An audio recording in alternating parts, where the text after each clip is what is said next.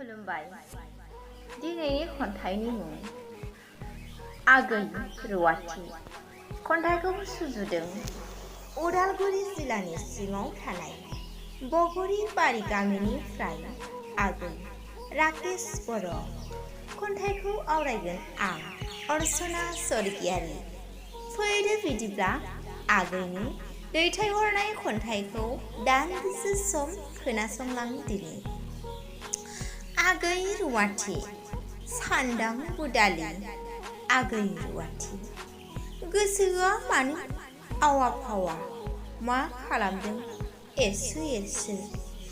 मा जाखोमादों जायै लोङै फाफ्लि बुद्रां आगै रुवाथि सान्दां बुदालि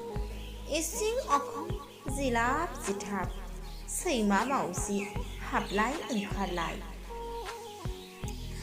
मा खुरदों मा संदों गेसाव गेसाव मोनामदों मोनामब्रुं ब्रुं थाम्फै ब्रुं इसिं अखं हाबलांजोब्बाय थाबायनायाव नोङो एम्बु बंगोला खामानियाव उदाया गेज्ला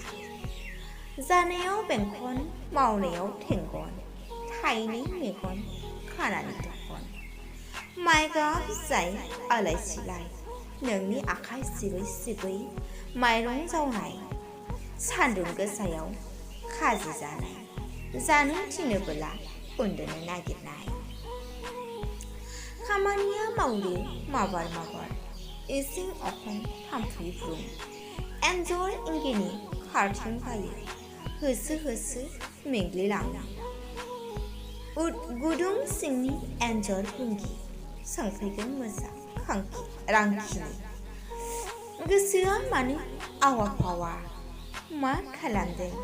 एरसो एरसो मा जाखोमादों जायै लोङै फाफ्लि बुद्रां आगै रुवाथि सान्दां बुदालि